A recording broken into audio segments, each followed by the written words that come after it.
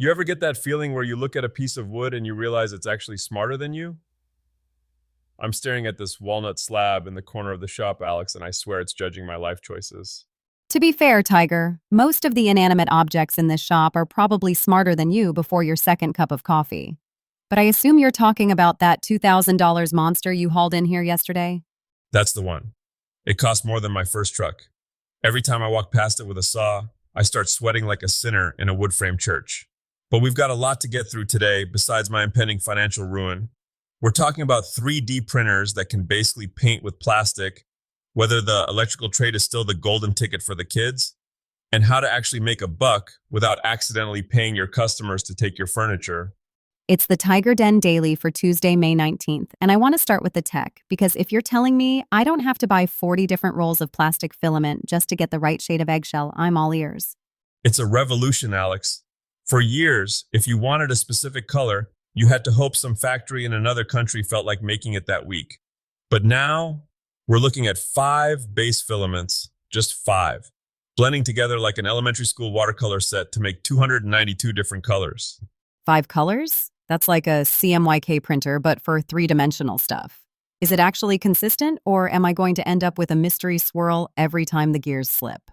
It's surprisingly repeatable. It's all in the interpolation. The software calculates exactly how much of each primary to feed into the hot end. And speaking of software, there's this color stack tool. Usually, taking a digital scan and making it look real in 3D is a nightmare.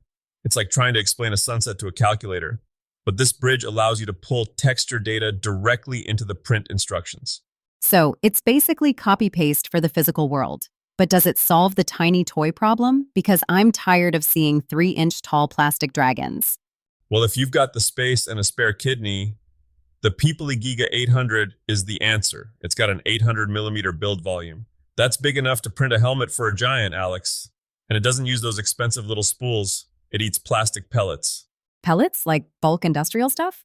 Exactly. It's the difference between buying gourmet pre-ground coffee and buying a 50-pound sack of beans. It cuts material costs by nearly 90%. It spits out 3 kilograms of plastic an hour. It's not a hobbyist tool. It's a manufacturing plant that fits in your garage. Barely. Speaking of things that fit in a garage, or at least keep you out of one, let's talk about the trades. There was a big thread on Electrician Talk recently. A 19-year-old kid was asking the old guard if the electrical grind is actually worth the math and the physical toll in 2026. I felt for that kid. At 19, you're looking at a mountain of conduit and some crusty journeymen yelling at you because you didn't bend a 90-degree offset correctly. But the consensus from the guys who've been doing this for 30 years, it's a resounding yes. But, and this is a big but with a lot of weight behind it, you have to play the long game. What does that mean, the long game? Just waiting for your knees to give out so you can get a desk job? No, it's about not being a generalist forever. The real money and the real job satisfaction come when you pick a lane. You want to be the guy who just wires suburban outlets? You're going to be fighting for pennies. But if you dive into industrial automation or high-end commercial systems or green energy integration, suddenly you're the only person in the county who knows how to fix a $1 million problem. And the math? I remember you telling me you almost failed out of shop class because of a fraction. Hey, that's a low blow. But it's true. The math in electrical work isn't just for passing the exam. It's the difference between a system that runs forever and a house that turns into a Roman candle. You have to respect the formulas. And my best advice for anyone starting out, find a community. Don't be the guy who thinks he can figure it out on YouTube alone. Go to the forums, talk to the guys who have the scars. They've already made the expensive mistakes, so you don't have to. Okay, let's pivot to the maker-mogul side of things. This is where most people, including you, Tiger, usually fall on their faces.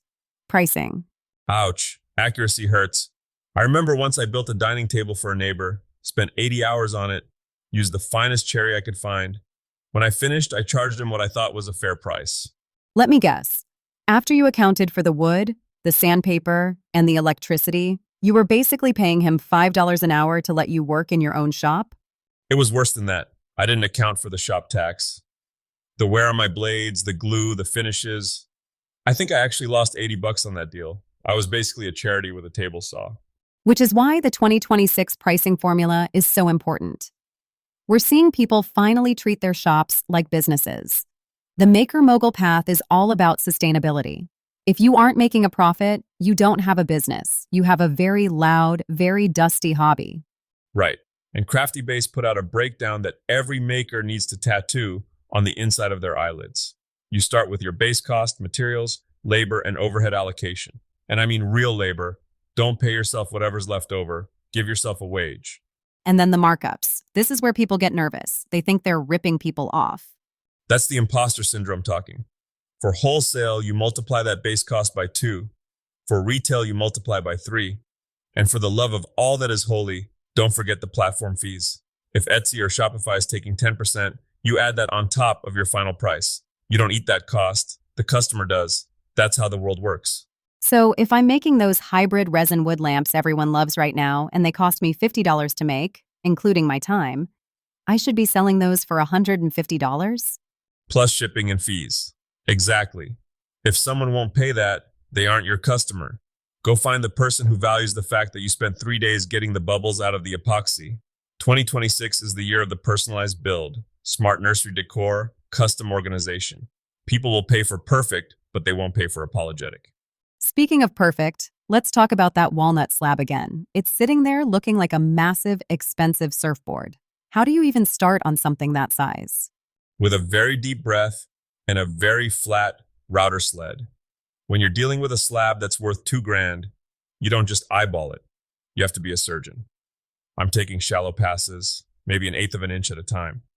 If you get greedy and try to hog off too much material, the wood will bite back. It'll tear out, and suddenly your masterpiece has a divot the size of a dinner plate. It's the patience that kills me. Watching you do that is like watching a glacier move. Well, there's a certain therapy in the shavings. We're also looking at the Maker Channel's build of that storage cabinet hutch this week. It's the opposite of the slab. It's all about joinery, spacing, and squareness.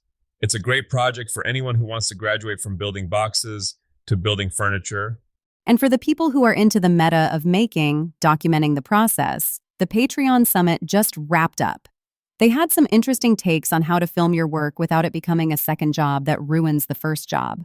That's the holy grail, isn't it? Showing people the magic without spending 4 hours moving light stands for every 10 minutes of sanding. The takeaway from the summit was all about authentic documentation. Don't stage the shop. Let them see the mess. Let them see the mistake where you accidentally cut the board 2 inches short and have to do the walk of shame back to the lumber pile. That's what people connect with. I think they just like seeing you lose your mind occasionally. It makes us regulars feel better. Happy to help.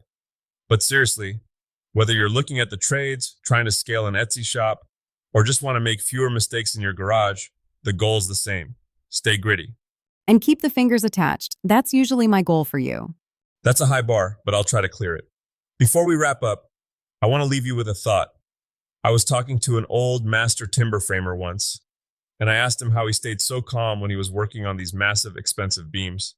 He said, "Oh, Tiger, the wood has been a tree for 100 years. It's not in a hurry. Why are you?" That's surprisingly profound for a guy who just spent 10 minutes complaining about a piece of walnut.